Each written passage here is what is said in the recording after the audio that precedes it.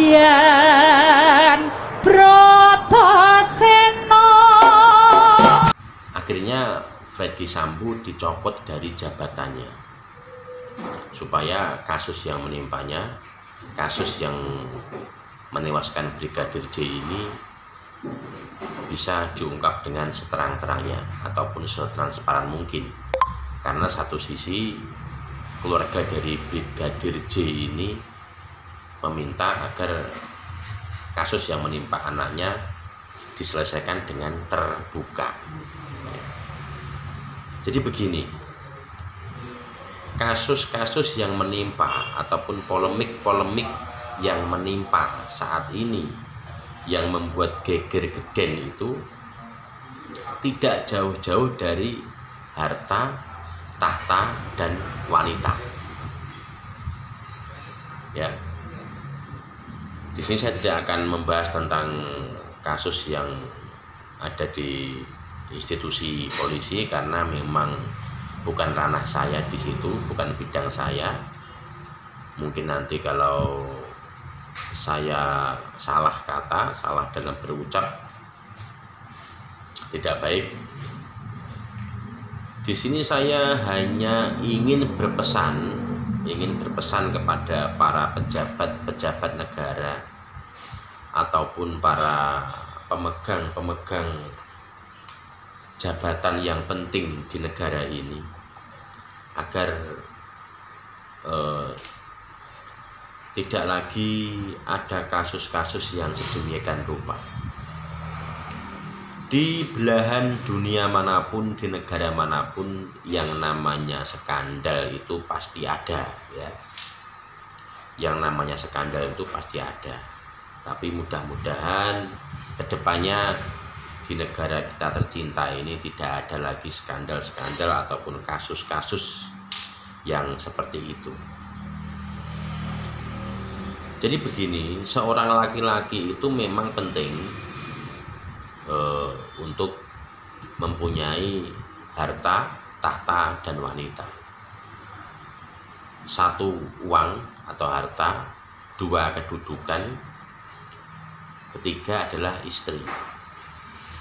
Kalau seorang laki-laki sudah mempunyai harta, mempunyai kedudukan, dan mempunyai istri, maka laki-laki tersebut bisa dikatakan lebih bermartabat ataupun lebih terhormat di lingkungan sosial.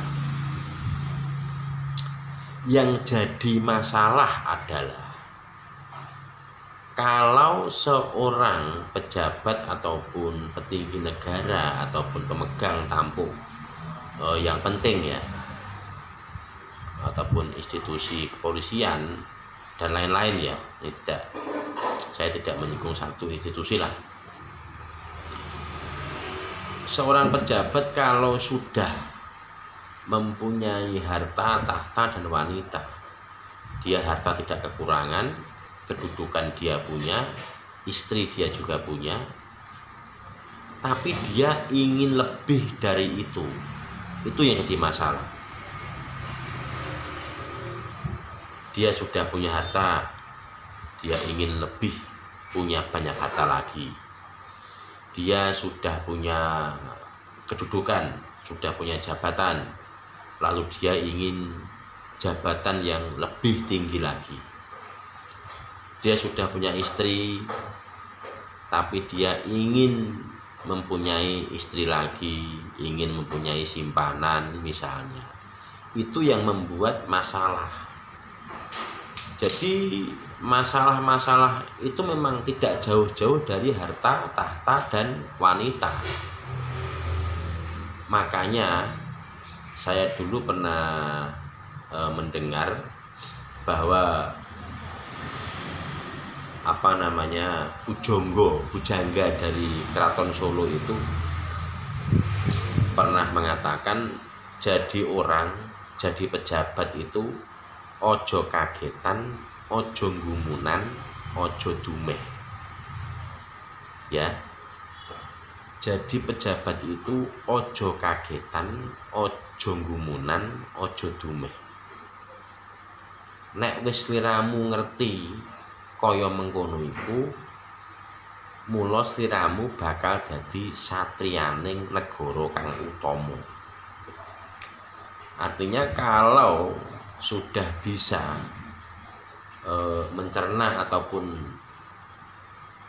melaksanakan ataupun mengimplementasikan itu, jadi pejabat itu jangan kagetan, jangan heran, dan jangan dumeh. Itu artinya jangan semena-mena, ojo adigang, adigung, adiguno. Mentang-mentang dia punya jabatan lalu dia berbuat dengan semena-mena karena jabatannya itu. Itu adalah weling dari pujangga Kraton Solo ataupun pujangga saat itu ya. Jadi buat para pejabat dimanapun Anda berada, buat para petinggi negara, para pejabat dimanapun, selalu memegang ataupun selalu ingat dengan pesan dari pujangga Kraton Solo ini.